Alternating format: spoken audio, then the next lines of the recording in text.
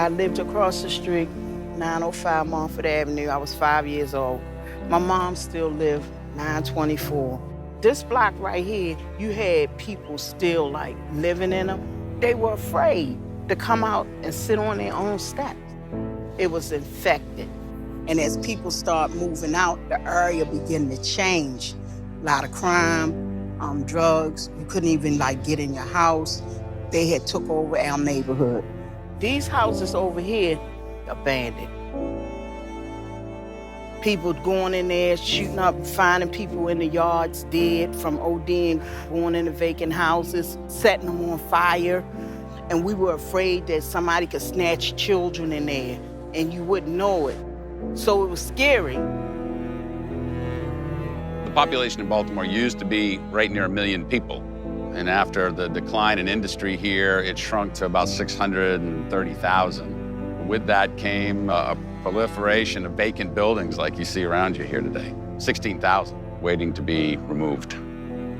The poverty level is right around 40%. The vacant buildings are both a symptom of things that are wrong with our city in terms of justice and equity, but they're also a perpetrator of things because they harbor filth and crime. In the city of Baltimore, about 25% of the African-American males are going to go to prison at some point. About 10,000 a year are returning back to Baltimore with a real deficit in terms of their ability to get a job.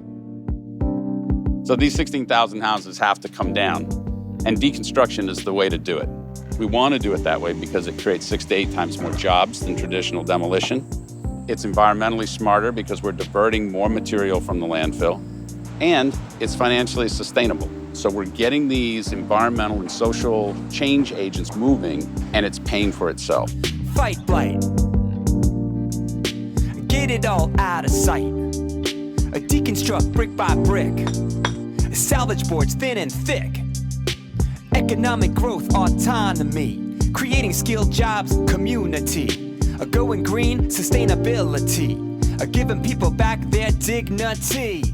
I sold drugs by choice, not because I had to, not because I was starving in the house. I just wanted to follow the in crowd, and following the in crowd got me prison. There's either 2 ways how I jail or death. I had to take steps to change my life, and getting this job was the first one.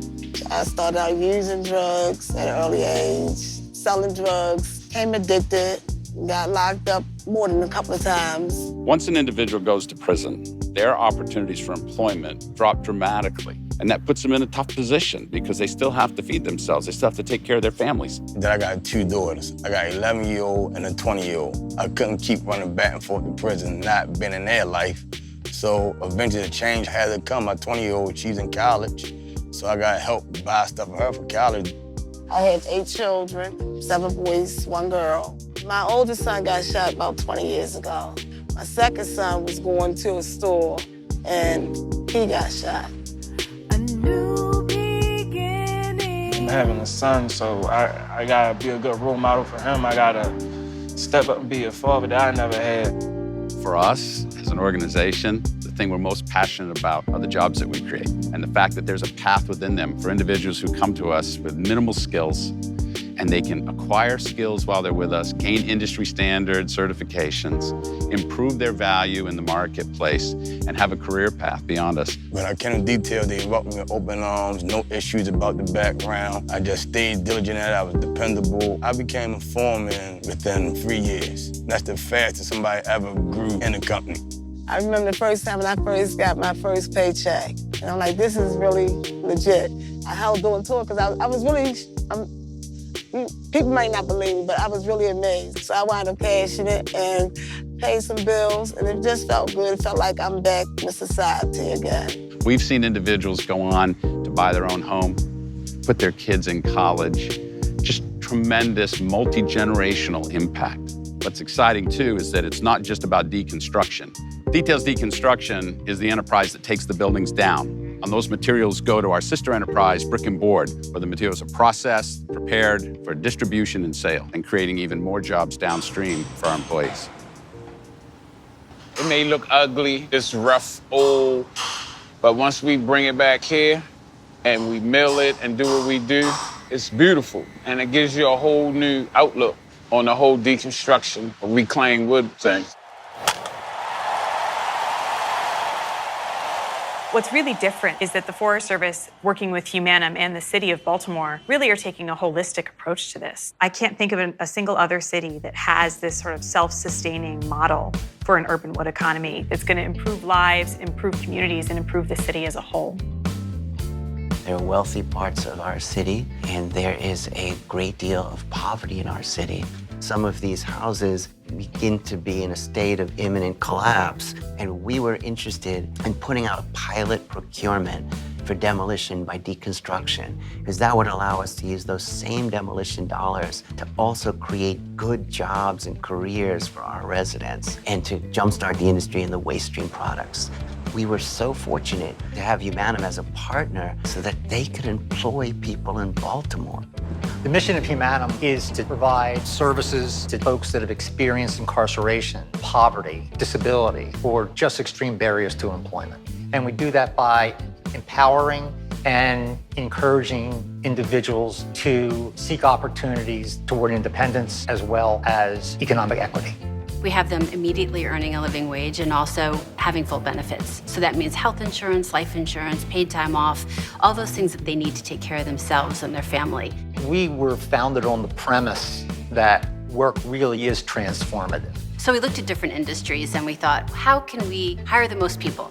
We try to find businesses that are very labor intensive. So we have 5 different enterprises. iScan, which is our technology company that does document imaging, document management, and file storage. City Seeds is a culinary social enterprise. We produce lots of food for lots of people. And the School of Food is a culinary education arm of City Seeds. We have Details Deconstruction, we have Brick and Board, and having over 500 employees creates a culture where you know you're part of something bigger than yourself. How do we turn around neighborhoods where there's been so little investment for so little time? We need to be able to remove just enough vacant homes. We need to regreen just enough of these parks until we can get the real estate markets and the economy turning around so that it is the engine for the growth of the city. The city had already embarked with Humanim on this idea of deconstruction, but they were doing it at a fairly small scale. So the governor put $75 million in our state budget, not just to remove the blight, but to create new opportunities for reinvestment. How we do whole block demolition relies heavily now on deconstruction contracting. So our demolition can leverage investment. It can stabilize and increase equity in nearby homeowners' properties. And then we create permanent and interim green space. This improves the quality of life of our residents, and it decreases our costs in public safety. And we're not showing up with a wrecking ball. They're actually coming to a site and taking it apart brick by brick. It's a fairly crazy thing to want to take apart houses by hand. So you have to be very deliberate and make sure your crew knows exactly how to go about doing the work safely. And everything I learned on the job. And I started this job when I was 51 years old. First day I seen the vacant houses, went in and started tearing down. Okay, then where we gonna put the trash? No, we're gonna save this. Save what? Save the wood. For wood, for what? We ready to take the floor and we're gonna save and denail it. Okay.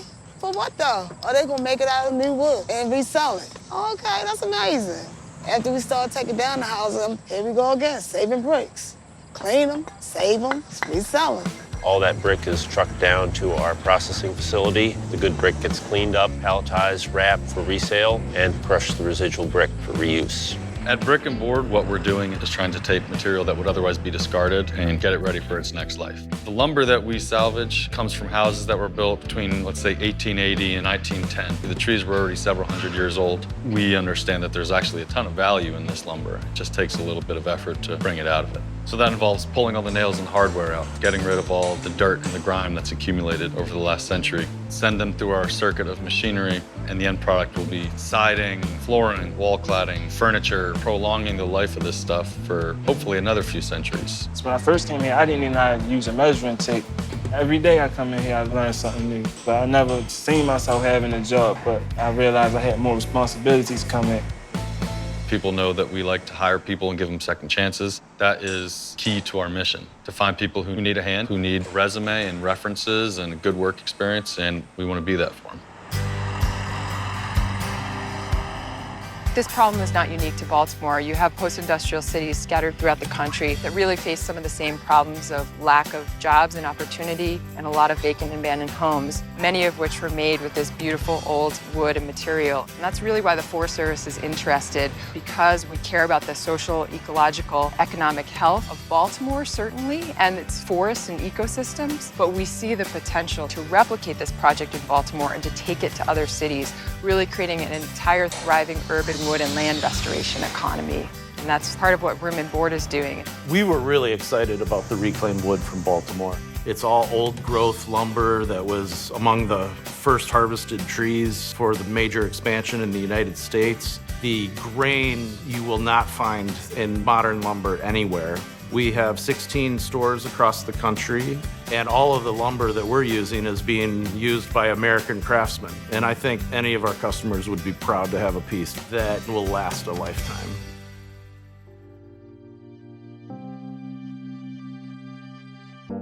It's really easy to come into some of these neighborhoods and see these vacant properties as blight. But instead, we're really trying to help communities in the city rethink the way that they're doing city planning in ways that really attract investment and attract people back into Baltimore.